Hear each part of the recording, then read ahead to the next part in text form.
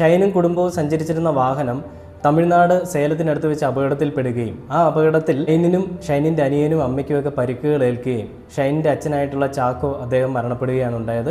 ആ ഫ്രണ്ടിൽ പോയിരുന്ന ഒരു ലോറി പെട്ടെന്ന് വലത്തേക്ക് തിരിച്ചപ്പോൾ ആ വാഹനത്തിൻ്റെ പുറകിൽ പോയ ഷൈൻ ടോം ചാക്കോയുടെ കാറ് പെട്ടെന്ന് എന്ന് ആ വാഹനത്തിൻ്റെ പുറകിൽ ഇടിക്കുകയായിരുന്നു എന്നാണ് അറിയാൻ സാധിച്ചിരുന്നത്. ഇടിയുടെ ആഘാതത്തിൽ ഷൈനിൻ്റെ കാറിൻ്റെ മുൻഭാഗം പൂർണ്ണമായിട്ടും തകർന്നു. എയർ ബാഗ് എല്ലാം പൊട്ടി പുറത്തു വന്ന നിലയിലായിരുന്നു എന്നാണ് അറിയാൻ സാധിച്ചിരുന്നത്.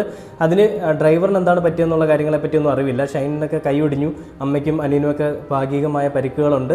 ഷൈനിൻ്റെ അച്ഛൻ മാത്രമാണ് ആ സംഭവ സ്ഥലത്ത് മരണമടഞ്ഞത്. വല്ലാത്തൊരവസ്ഥ തന്നെയാണ്. ഒരുപാട് കേസുകൾ വന്ന് ആ കേസുകളുടെ ഒപ്പമെല്ലാം പോയിക്കൊണ്ടിരുന്ന, അല്ലെങ്കിൽ എല്ലാ കാര്യങ്ങളിലും മകന് തുണയായിട്ടുണ്ടായിരുന്ന ആ അച്ഛനാണ് ഇന്ന് ആ കുടുംബത്തിൽ നിന്ന് വിട്ടുപോയത്. അദ്ദേഹത്തെ പറ്റി നല്ലത് ഇനി മരിച്ചതിന് ശേഷം പറയാനായിട്ട് ഞാനും വരുന്നില്ല. കാരണം അദ്ദേഹത്തിനെ പറ്റി ഞാനും കുറേ കാര്യങ്ങൾ പറഞ്ഞിട്ടുണ്ട്. എന്തുകൊണ്ടെന്ന് വെച്ചാൽ വിൻസി അലോഷ്യസിൻ്റെ ഒരു പ്രശ്നം വന്ന സമയത്ത് ഈ മകനെ സപ്പോർട്ട് ചെയ്യുന്ന ഒരു അച്ഛൻ എന്നുള്ള രീതിയിൽ ഞാൻ അദ്ദേഹത്തിനെ കുറേ പറഞ്ഞിട്ടുണ്ട്. അതുകൊണ്ട് നമുക്കൊന്നും മരിച്ച സമയത്ത് നല്ല മനുഷ്യനെന്ന് പറയാൻ പറ്റില്ല, അതിനുള്ള അവകാശവും ഇല്ല.